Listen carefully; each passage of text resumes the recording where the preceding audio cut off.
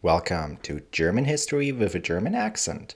My name is Wolf, W-O-L-F, just like the animal, and this is a remastered upload of my video about Erich von Manstein. If you enjoyed this video, please make sure to hit that like button and the subscribe button. Fritz Erich von Lewinsky, called von Manstein, was born on November 24th in the year 1887 in Berlin, a son of Fritz Erich Georg Eduard von Lewinsky and his wife Helene. Since the marriage of the younger sister of his mother was without children, Erich von Lewinsky was handed to her and her husband, Georg von Manstein, when he was baptized. Born in a Prussian military family, well, actually, two military families, both von Lewinsky's and von Manstein's, Erich von Manstein joined the Cadet Corps in Plön in the year 1900 and later transferred to the main Prussian Cadet Corps in Großlichterfelde. After he finished school, von Manstein joined the Prussian army in the year 1906.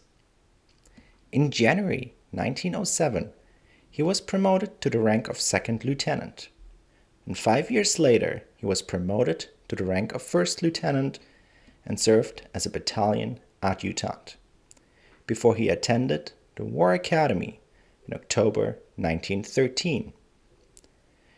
Due to the start of the First World War, Erich von Manstein couldn't finish War Academy, but instead had to serve at the front lines. As adjutant in the 2nd Garde Reserve Regiment, with whom he marched into the neutral Belgium. In the same year, he was transferred to the Eastern Theater, where he was injured in close combat, which resulted in a 6-month recovery leave. When he returned to service in June 1915, he was commanded into staff service and promoted to the rank of captain in July of the same year. Since October 1917, von Manstein served as first staff officer in the 4th Cavalry Division, as well as first staff officer in the 213th Infantry Division that served on the Western Front. For his achievements in the First World War, he was awarded both classes of the Iron Cross as well as the House Order of Hohenzollern. After the World War, Manstein remained in the Reichswehr and served as commander of the 6th Company in the 5th Infantry Regiment, before he resumed his staff career in the year 1923. In February 1927, von Manstein was promoted to the rank of major. Serving in the Truppenamt, which was basically the general staff, he was recognized for his confidence and his interference in other departments' businesses. He was viewed critically and not very well liked by other officers. On April 1st in the year 1931, he was promoted to the rank of lieutenant colonel. In October of the following year, he took over command of the 2nd Jäger Battalion in the 4th Infantry Regiment and was promoted to the rank of colonel on October 1st, 1933. Von Manstein started serving as Chief of Staff of Wehrkreiskommando 3 on February 1st, 1934. On July 1st, 1935, Erich von Manstein became Chief of the Operations Department in the General Staff. On October 1st, 1936, he was promoted to the rank of Major General and became Ludwig Beck, who was at this point Chief of the General Staff's deputy. During the Blomberg-Fritsch affair, Ludwig Beck stepped down and Erich von Manstein was transferred to the 18th Infantry Division in February 1938. With the 18th Infantry Division, he participated in the occupation of the Sudetenland. Ranked as a lieutenant general, Erich von Manstein participated as Chief of the General Staff of Army Group South in the Poland campaign. After the campaign was completed successfully, Erich von Manstein was the main architect of the Sichelschnittplan, the sickle cut plan. Initially, the Wehrmacht intended to attack with strong forces through Belgium and the Netherlands, similar to the Schlieffenplan in the First World War. Manstein's sickle cut plan reorganized the German forces, emphasizing the main power in Army Group A that would attack through the Ardennes.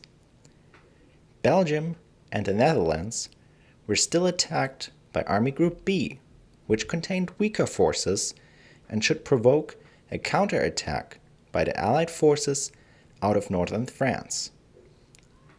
When the counterattack started, Army Group A struck and encircled the Allied troops, which could only barely escape at Dunkirk.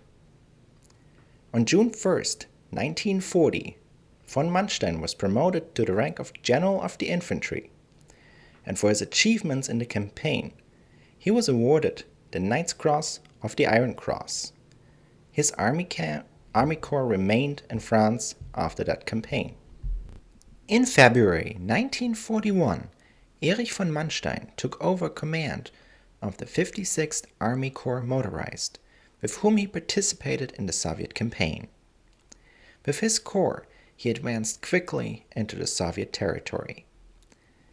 On September 12, 1941, Erich von Manstein took over command of the 11th Army, with whom he successfully conquered the Crimea and the fortress of Sevastopol in May 1942 in the second attempt. When the 6th Army, led by Friedrich Paulus, was encircled in Stalingrad, Manstein became commander of the newly formed Army Group Don. He ordered Hermann Hoth to break through to the 6th Army, but this attempt failed due to a breakdown of an Italian army. Following the loss of the 6th Army in Stalingrad, the Red Army was moving west quickly. With a counter-offense, where the Wehrmacht reconquered the cities of Kharkov and Belgorod, this advance was stopped. Erich von Manstein planned further advancements against the Soviet Union. At the Kursk area, von Manstein tried, under the codename Citadel, to encircle a salient, but this offense failed. By the way, this was the last bigger offense operation by the Wehrmacht in the Second World War. During the Soviet offense, in the years 1943 and 1944, Erich von Manstein withdrew his troops accordingly to the situations at the front lines. This was to the dissatisfaction of Adolf Hitler. Ultimately, it resulted in a big clash in March of 1944, when the 1st Panzer Army was almost completely encircled at Kamensk-Podolsky, and von Manstein, only under the threat of stepping down, got the permission for breaking out of the pocket. The 1st Panzer Army got away, but Erich von Manstein was fired only a few days later, and he was never recalled during the time of the Second World War. On August 26, 1945, he was arrested by British troops and testified as a witness in the Nuremberg trials. Before he was tried himself in the year 1949 and sentenced to 18 years in prison, but was already released in the year 1953. After his release, Erich von Manstein helped the Federal Republic of Germany to rebuild its army up until the year 1960 as an advisor. On June 10th, in the year 1973, Erich von Manstein died, aged 85, in Irschenhausen.